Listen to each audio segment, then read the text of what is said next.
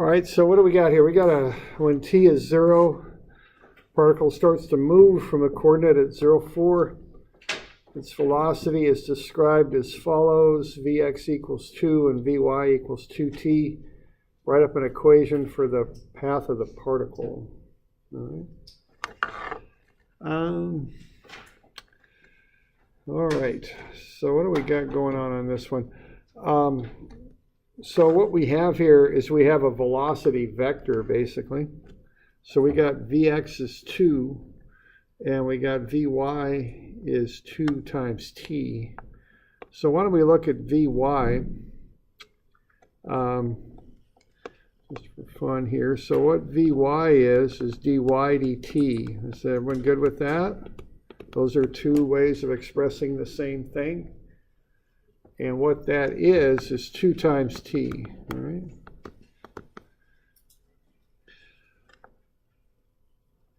All right, so that's the change in y with respect to time. Now, there's a temptation to say that y then is t squared, but that's not quite right, okay? You got to be careful on that. And just don't jump to that, okay? Just start to learn to look at limits. When I see a sentence like that, that's a sentence about limits is what that's about. When this is happening, that is happening. You know, that's a real common form for a sentence that relates to what the limits are in integrals when it's worded that way.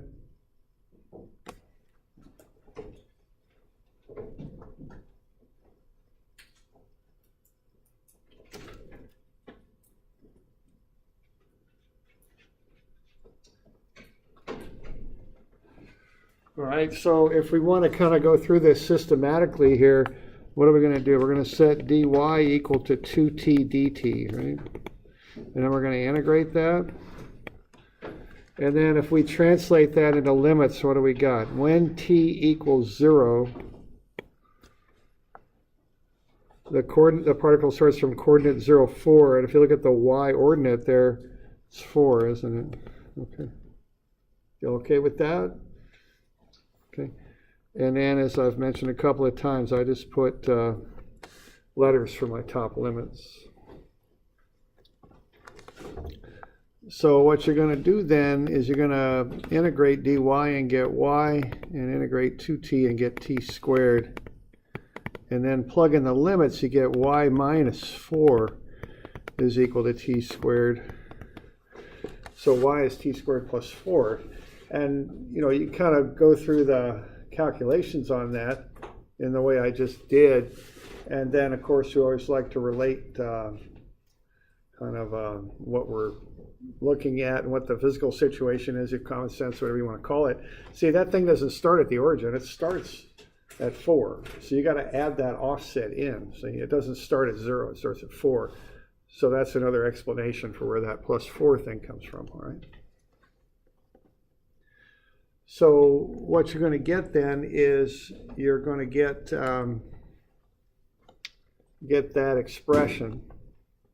Now what we want to do is we see these are position vectors that we're getting to, all right? We had a velocity vector up there. I mean, if you really wanted to write it out, you could say that v is what? 2I plus 2tj. That'd be another way to express that sentence below the one I circled, okay? What we want to get to is position, okay? That's typically what you want to do. So I've got y there as a function of t. What I can also do is work x as a function of t. And what I want to do to create the path is I want to get t out of the relationship, okay? Because the path is like a map, which, used to be a thing on a piece of paper that had to be folded a certain way, and it was called a map. Nowadays, they're on your phone, but wherever they are, they're maps. And the maps don't move unless you're scrolling through them, of course. But, if you're just looking at your phone, it's a map, right? It ain't going nowhere. Okay, so we don't care about the time. The road is where the road is. The road isn't going to be somewhere different, in 10 seconds or something, or a day from now. The road is where it is. So we want to get the time out of the relationship. So the way we do it is we kind of solve this parametrically. and we solve both sides of this expression, because we're going to look at Vx also, of course, and we want to get those solved for time. So t squared is y minus 4. So what t is the square root of y minus 4. All right. Now, if you go through the x side, what you can end up with is t is equal to x over 2. All right, so what we have is two expressions for the time now. So you can equate those expressions together, see? Because they're both equal to the time.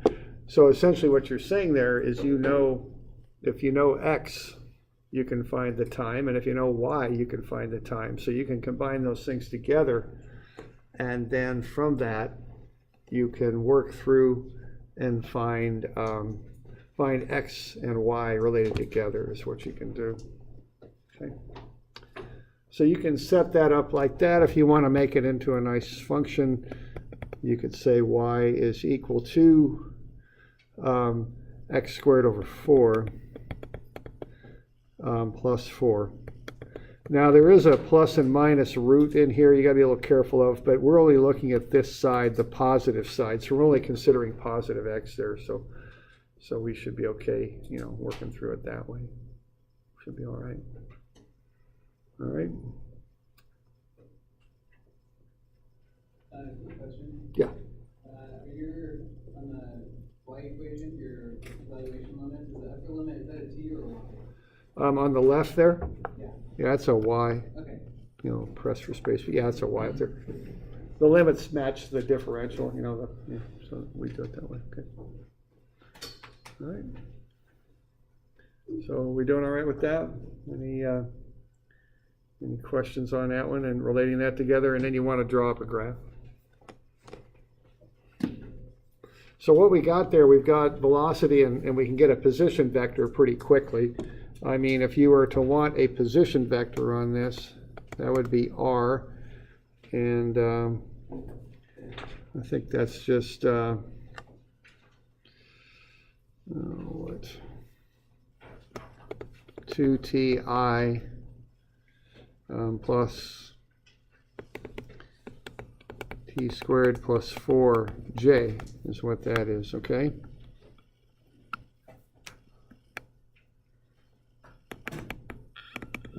So that's a position vector, that's a velocity vector. Here's the path, okay? They're different, right? So just keep that in mind.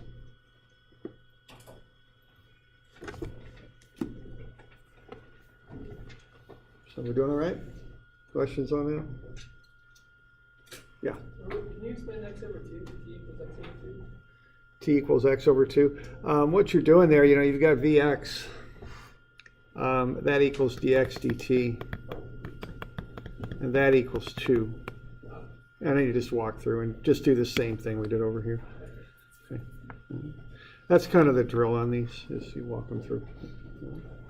Yeah. Other questions on that? Okay.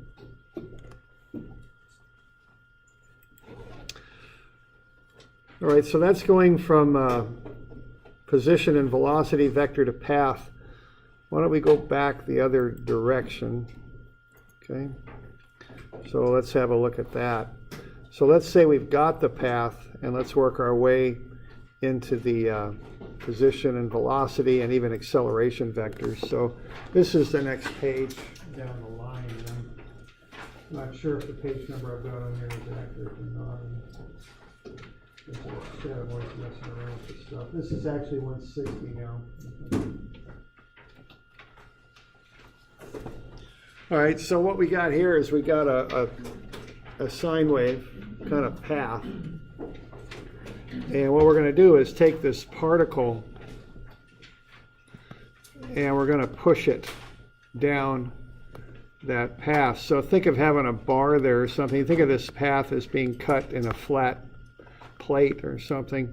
And then we got a bar that's going at 0.34 meters per second, pushing some object along that path, okay? And we want to be able to analyze what's going on as we do that. So we want to find the velocity and acceleration of the particle when x equals 6. Okay?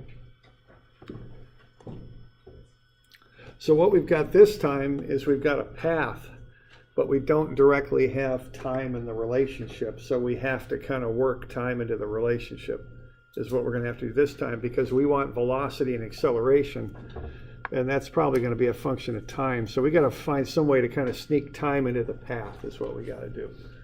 All right. So, and we're starting from the origin again. So if I'm going to write up a little bit of an equation, I'm going to have 0.34 meters per second is equal to what? It's, what is it now, I'm sorry?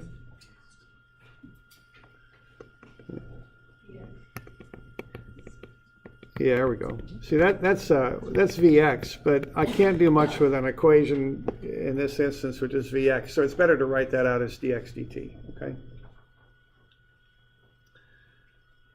So that's how I can kind of work my way into time. I'm going to have to work with this dt and get that turned into a time variable as opposed to a time differential. Okay? And, you know, as I've mentioned, there's kind of a drill for doing that, all right? So why don't you just take 5 minutes and get time related to x. And this one's actually pretty simple. You don't even really have to do the whole integral business on this because you're given enough information where you can kind of short circuit that, you know. But let's just do the integral stuff just because it's so much fun doing integrals. So why don't we just practice and walk through it.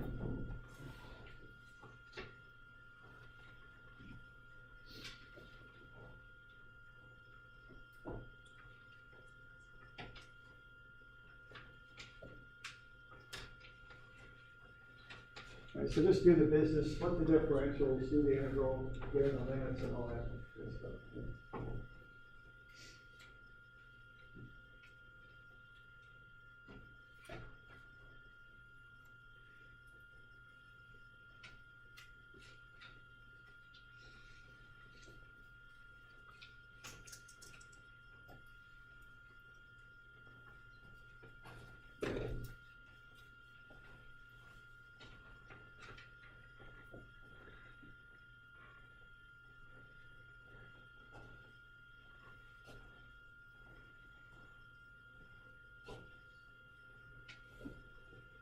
You get dx dt equal to 0.34.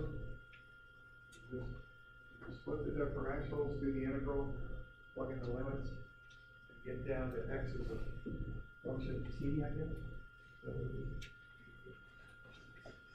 okay.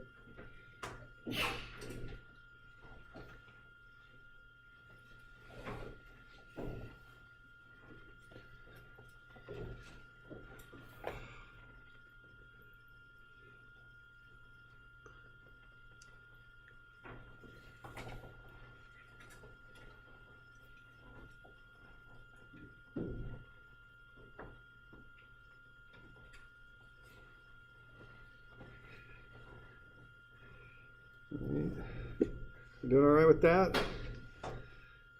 Having fun?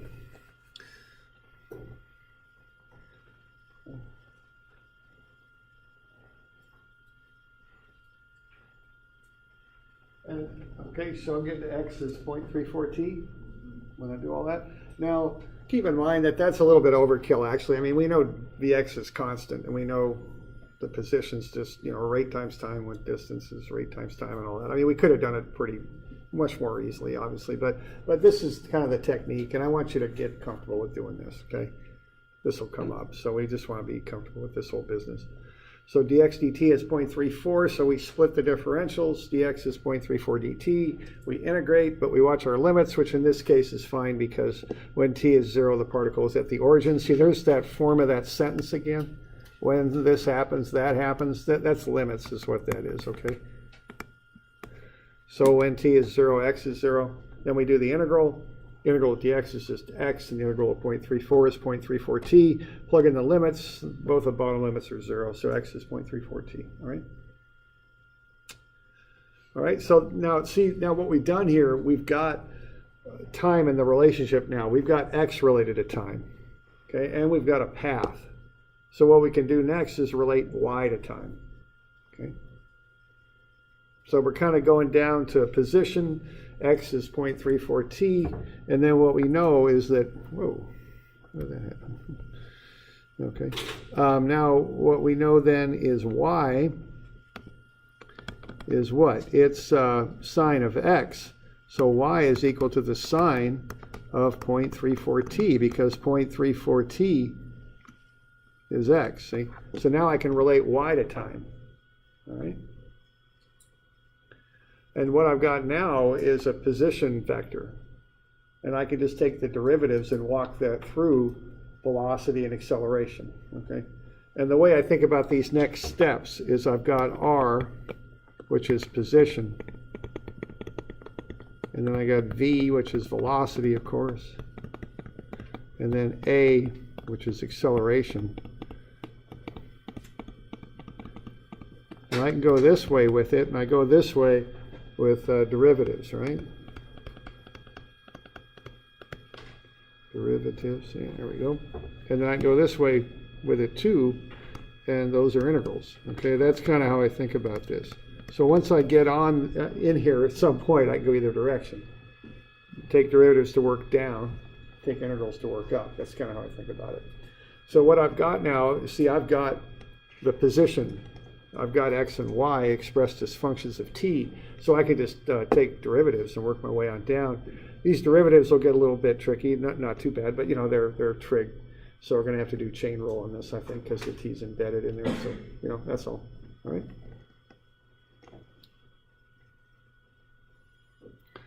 So I got y is sine x, so y is sine of 0.34 t, so dy dt is vy.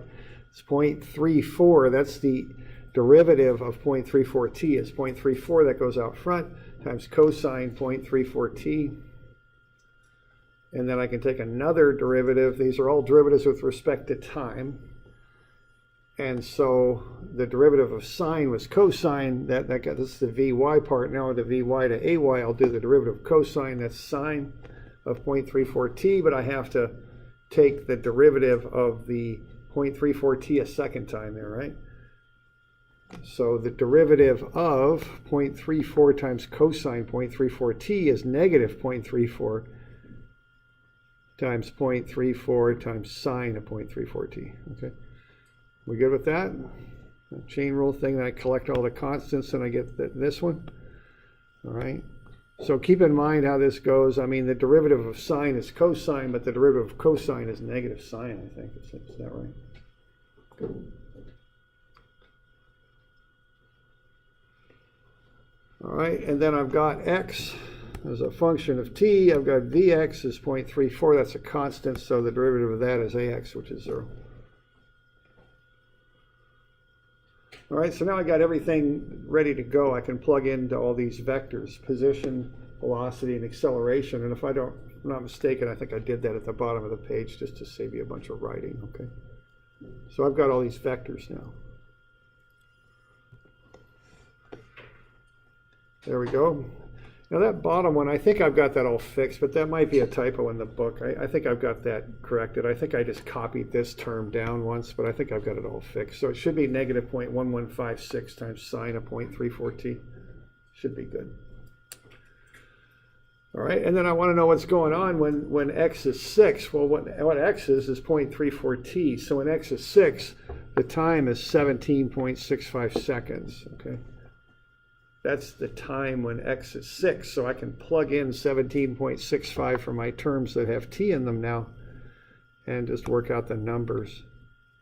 So I can get the velocity and the acceleration when the time is 17.65, and that occurs when x is 6. Okay. All right, so this is kind of the inverse of what we did before. Before we had the position and velocity vectors, and we found the path.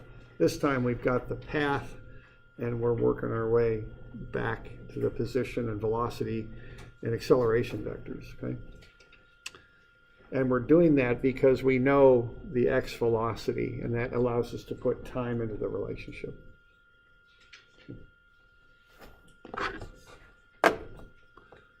So we're doing all right with that? So these are kind of inverses. The last two problems are inverses of the same idea, the same process. The difference between path and position and velocity.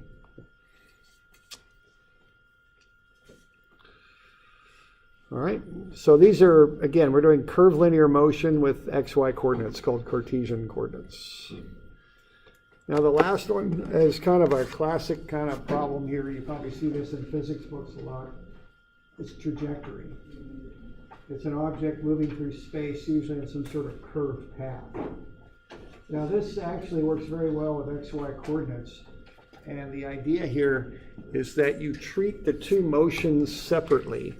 The X motion and the Y motion are treated separately, and then they're combined to get the total motion. That's the idea here. And kind of to explain that a little bit, if you look at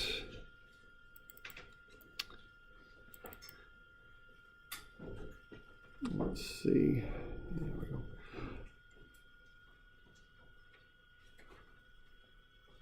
All right, if you look at this type of motion, and I was looking on YouTube, I couldn't really find a really good demonstration of this. So what I have here is something called Working Model, which is a program that doesn't work anymore for me, but I have it.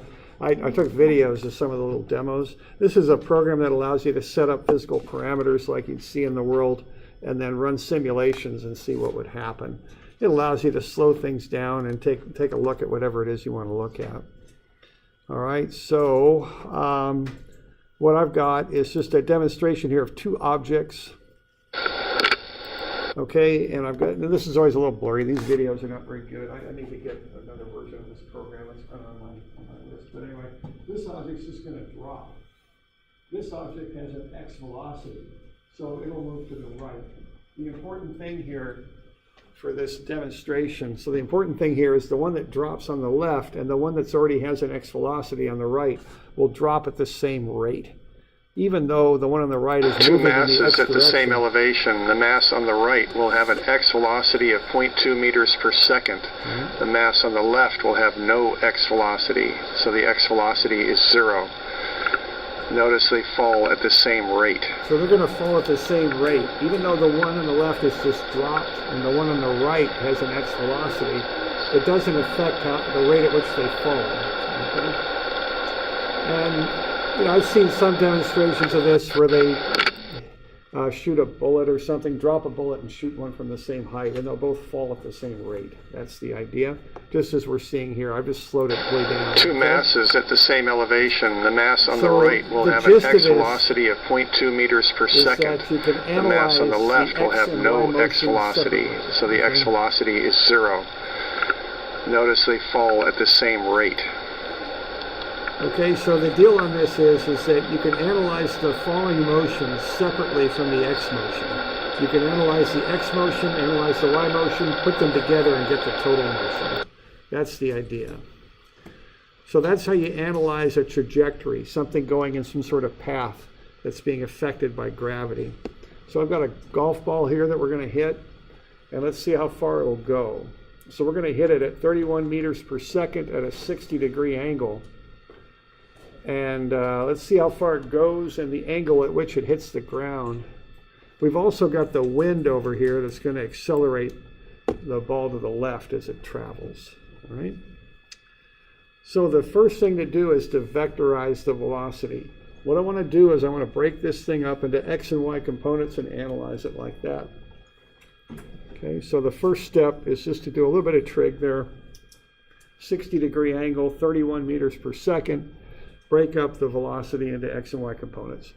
Just like in statics, what you do with forces, breaking them up into x and y components. Same thing here. Okay. So cosine 60, 31 is 15.5. Sine 60, 31 is 26.85. So essentially what I'm saying here is this thing, I could do that with that velocity and get that broken up into pieces. Okay. So that's 15.5. And this is 26.85. Okay, so that's what we got going on. And then I'm going to work with the x and y directions separately now is what I'm going to do. So the first, these things, have kind of a pattern to them, maybe not always this way, but sometimes the y direction serves as a timer. It tells you how long the motion occurs for. So what that thing's going to do, it's got an initial upward velocity, but I want to know how long it's going to take it to drop 2 meters, okay? So I'm going to have this y velocity kind of doing that, and then an x velocity doing that. And I'm going to combine those two things together to figure out how far it'll go before it hits the ground. Okay? So what I'm going to do is look at the time it takes for the ball to hit the ground. And I've got constant acceleration on account of gravity. And I'll use that S is S0 plus V0t plus 1/2 ACT squared equation, but only in the y direction. Okay? So that only holds in the y direction. That's how I'm analyzing it to start. So what I got there, I'm going to set my datum, kind of my reference point down here at 0, and measure up so that it starts at a height of 2 meters, but I want to know when it'll be down at a height of 0 meters. Okay, so my final height is 0. My beginning height is 2. I put the y component of velocity there, 26.85 times the unknown time. Then I got plus 1/2 times negative gravity times t squared. And I just run through that and make it into a quadratic. And then I'll just plug it into the quadratic equation and solve it out, okay? And I already think I did that for you on the right, okay? So that's what I got going on. So I'm just doing the y direction, solving for the time. I get 2 answers, of course, because it's a quadratic. Negative 0.73 and 5.55. Well, as I think we mentioned before, the quadratic equation doesn't really know what your physical parameters are. It just analyzes this type of motion here. So what it's doing, it's projecting back in time and saying, oh, okay, you started down here at 0 at negative 0.073 seconds. So that's not the one we want. We want the one with positive time, of course. That's when it's going to go up and come back down and hit the ground 2 meters below where it started. Okay? And the important thing here is I'm just analyzing the y motion. That's all I'm doing. So that tells me how long the ball is going to be in the air. Okay, that's what that tells me. So once I know that, I can analyze the x direction and see how far it'll go. Okay.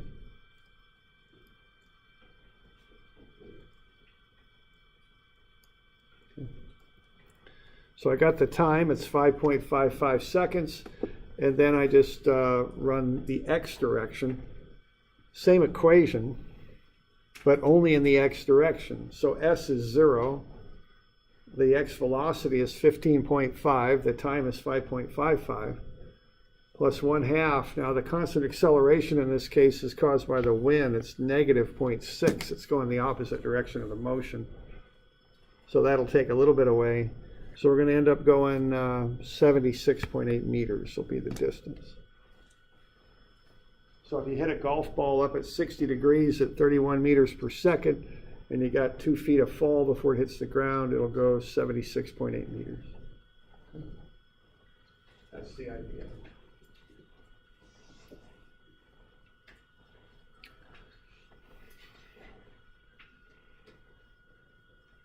So the most important thing here, I guess a couple of things. One, we got constant acceleration due to gravity, but we only deal with the y direction. That'll tell you how long it'll be in the air. Then you look at the x direction. So this is very much about doing a vector analysis. Okay, x and y are analyzed separately.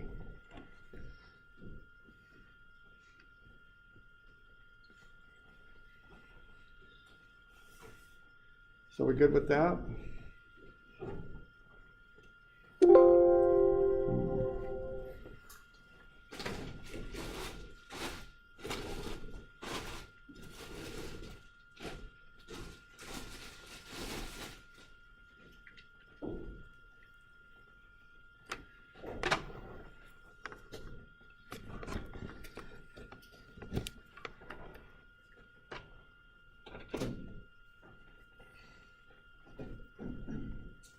Okay.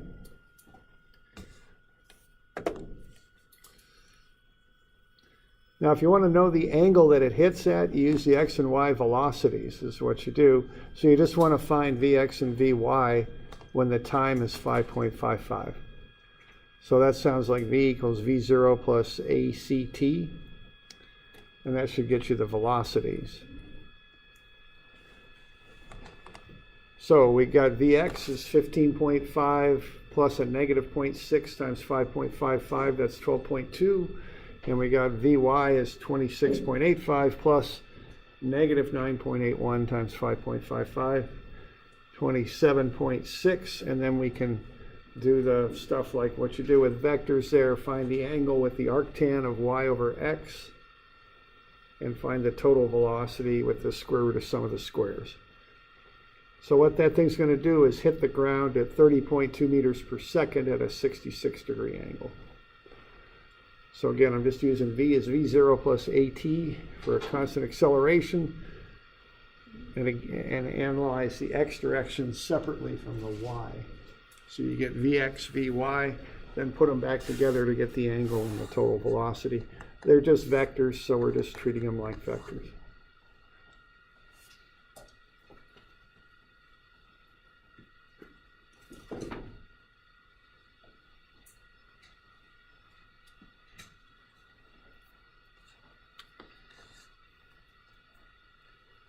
Yeah, question there? Shouldn't VO be 31 meters per second for both X and Y?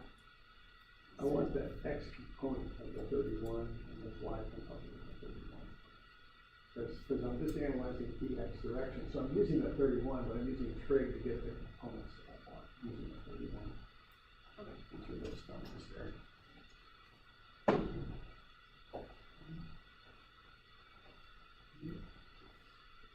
Other questions?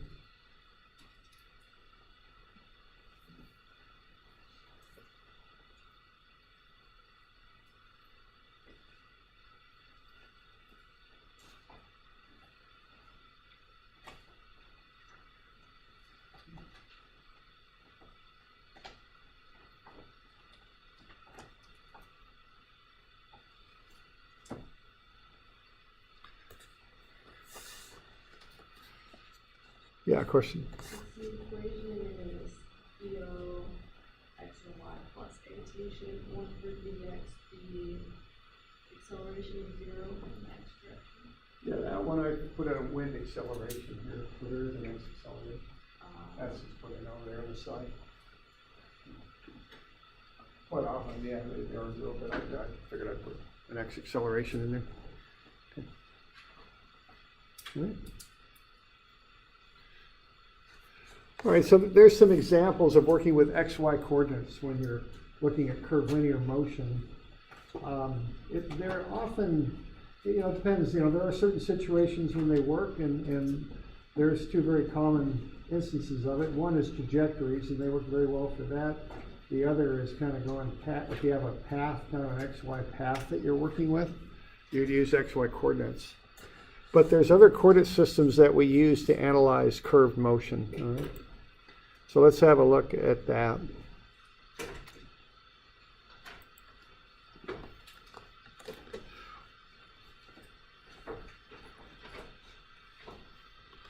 All right, so if you design an interchange like that, a clover leaf, you're going to have people going around in curves, and I wouldn't want to analyze that motion using XY coordinates. It gets very messy. If you think about the equation of a circle in XY coordinates, it's not, it's a little involved. It's got a lot of squares in it and stuff like that. So there's better ways to deal with this. Okay.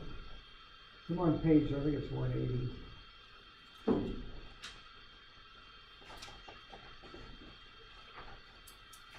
So let's kind of start it with some basics and look at curved motion here a little bit. All right, and all I'm going to do here, if we just take a weight and swing it around on a string, we've got kind of an idea of what we're talking about here. So just something like that. I'm just swinging this weight in a vertical circle on a string. So let's kind of analyze this a little bit and see what's going on. All right, now what I've got is I swing this weight, it's going in a circle. And so the radius would be r, the angle in radians would be theta there, and I want that in radians. That's normally the angular unit I use in dynamics equations. And s would be the arc distance. Okay, now the circumference of the circle is 2 pi r. But that arc distance there, of course, isn't the full circle. So to find that distance, what I would do would be to multiply the circumference by the proportion of the circle that arc takes up. Okay, so I got an angle of theta in there, and I know I got 2 pi radians in a circle. So if I take theta over 2 pi, that's the fraction of the circle taken up by that angle, which I'm calling theta, not beta. I don't know why I put a beta in there, but that's theta. Okay. So if I take the circumference of the circle times that fraction there, what I'll get is the arc distance, s, okay? The 2 pi's are going to cancel out. So if I take the radius, r, times the angle in radians, theta, I'll get the arc distance, okay? That's going around the arc. Now, if I want to get to velocity here, I can divide out the time. So I can say s over time is velocity, and theta over time is angular velocity, theta dot, okay? So the velocity is r theta dot. So if I know the angular speed that I'm spinning the weight, I also know the instantaneous velocity of the weight at any instant. It's r, the length of the string, times the angular velocity in radians per second. Okay? So that's how that works. Now, if you took physics, you probably called theta dot omega, okay? So the equation probably looked like that. Sometimes they rearrange it so it looks like that. But, you know, omega and theta dot are the same thing if you've had physics, okay?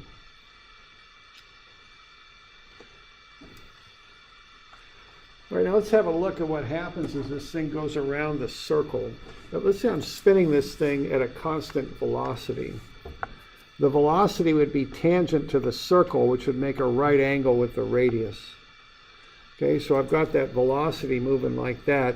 As the object moves around the circle, the velocity will stay the same magnitude, but it'll change direction. And the radius, of course, will stay the same. So what's happening there is, even though I'm at a constant magnitude of velocity, the velocity is changing direction. And if you look at that as the object works its way around the circle, you can kind of see what's happening with that velocity. It's changing direction in such a way that that directional change points in towards the center of the circle. And this kind of, we're getting ahead of ourselves a little bit, but kind of what circular motion is something wanting to go in a straight line and you doing something to prevent it. And the thing that prevents it in this case is the string. See, if I'm swinging that weight around and that weight wants to go to the right, that string's going to pull it in a little bit. And now it wants to go this way, but the string says, no, you don't. I'm going to pull you in a little bit. And then it wants to go that way, and the string says, nope. And it just keeps going around trying to go in a straight line, but that string constantly pulls it in. Okay? Now, the odd thing about this is the radius stays the same. It's not actually getting closer to the center, even though it's being pulled inwards. All right? And that has to do with the fact it's got an angular speed. It's got a speed perpendicular to that radius. So it's constantly accelerating inwards, even though the radius is staying constant. Okay? And you can think of a similar thing, not quite exactly the same because we have an elliptical orbit, but if you have a simple model of the Earth revolving around the sun, right? The Earth's trying to just go straight. It's got all this momentum. It wants to keep going, but the sun has so much gravity, it keeps pulling the Earth in. Now, the Earth doesn't get significantly closer to the sun, but it just keeps rotating around and around. Okay? So the magnitude of that velocity doesn't change, the direction does. But the directional change is enough to cause an acceleration, because acceleration is a change in velocity with respect to time.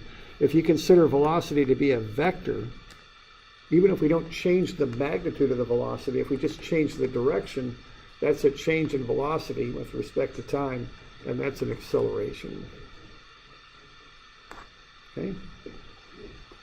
Now in physics, you call this centripetal acceleration. In dynamics, we'll call it normal acceleration. But you can call it whatever you want. It's just the acceleration of an object as it moves in a curve. It's always accelerating inwards towards the center of curvature. Even if it's traveling at a constant velocity around a curve, it's always accelerating inwards. So whenever you make something go in a curve, you actually have to make it do it. You have to have something pulling it inwards. Even if it doesn't get closer to the center, you still need some sort of force pulling it inwards. As I rotate that weight, the string is required. If I don't have a string, if the string breaks, the object will just shoot off in a straight line, right? The Earth rotates around the sun and orbits the sun, gravity pulls it inwards. Okay. How about on this interchange? If you're in a car here, what do you need to pull you in? Yeah, you gotta have friction. If you get no friction, you're not gonna come around that corner, okay? You'll turn your wheels, but it won't make any difference. They'll go straight, okay? So anytime you got this curved motion, you gotta have something, some force that makes you move inwards, okay? It's always that way. Okay, and if you had a bit of physics, F equals ma, if you're exerting a force, you get an acceleration. And we call that acceleration the normal acceleration. And it's always inwards towards the center. Okay. Now to figure out the magnitude of that, there's different ways to do it. The way we'll do it here, we'll just look at vector triangles. So what I've got is I've got a vector triangle with the radius there as that thing changes angle. And I've got another vector triangle that I've made out of the velocity vectors. And what those are similar triangles because the delta angle is the same in both cases. So what I've got here is I've got a proportionality between the radius and the change in radius right there, and the velocity and the change in velocity right there, and they're equal. So that delta V is to the velocity as delta R is to the radius, because those are proportional triangles. The actual geometric triangle on the circle made with the radii and the vector triangle made with the velocities. There's a proportionality there. So I got delta V is to V as delta R is to R, so I can solve for delta V. It's V delta R over R. Okay. So the change in velocity is the velocity that I'm rotating the weight with times delta R over R. I can divide by delta T, and delta V over delta T becomes the velocity. That's R, V delta R over R delta T. Right? So excuse me, delta V delta T, that isn't velocity, that's acceleration. That's the normal acceleration. There we go. So I'm dividing through by delta T. So I got V over R, and then I've got delta R over delta T. Well, what that is V. So that normal acceleration, then its magnitude, is the square of the velocity divided by the radius. Okay. So the takeaways from this is that the velocity is tangent to the curve, and it equals r theta dot. And there is always an acceleration in towards the center of curvature when something goes around a curve. Okay? Always. You can't go around a curve without accelerating in towards the center. So even if you're going around the curve at a constant velocity, you're still accelerating in towards the center. Okay?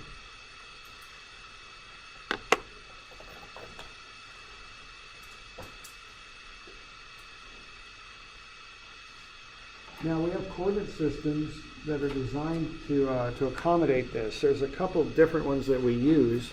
One that maybe you haven't run into before is the normal tangential coordinate system.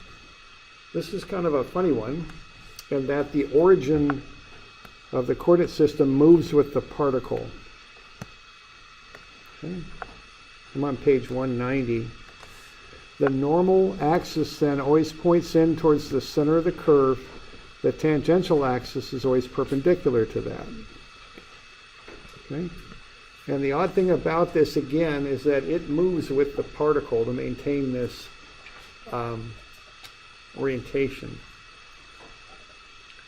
So just like we got unit vectors in xy coordinates, I and j, we got unit vectors for this coordinate system too, u sub n and u sub t. Okay.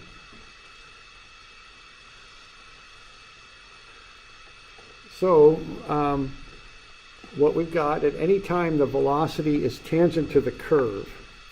So the velocity vector is just whatever the velocity is times the tangential vector, the normal, times the tangential unit vector, I should say. The normal unit vector always has a magnitude of 0. So there's the velocity vector. V times u sub t for the tangential unit vector plus 0 times u sub n. Okay, right there.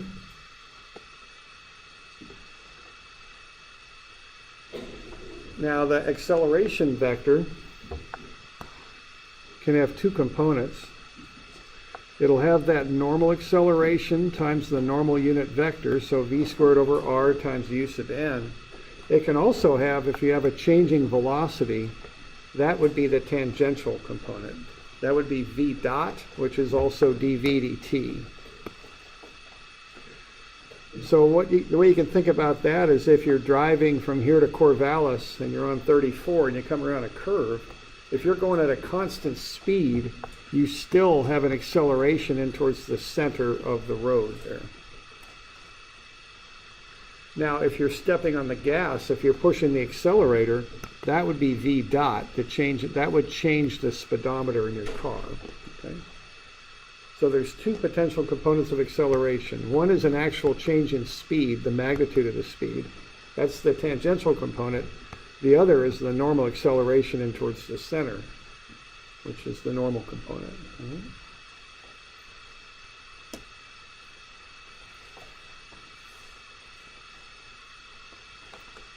Yeah, question there? Is rho supposed to be the outer radius? Okay, what I've got up above there is a term of rho. The general distinction there, rho is basically the same thing as r. Rho is a radius of curvature for any curve. Parabolic, elliptical curve, whatever, circular curve. R is the radius of a circle. So R is kind of a special case of rho, which is used for a circle. Now, we travel in circles, so we use R quite a bit. Rho is a more general term. Rho can be used for a parabolic curve or an elliptical curve or whatever. But rho and R are essentially the same thing, same idea.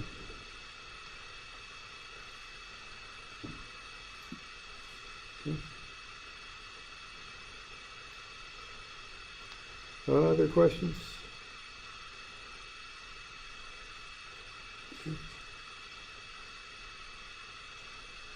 All right, why don't we take a break here then. If we don't have any questions, we'll pick up at 4 o'clock, but we'll just take a little bit of a break.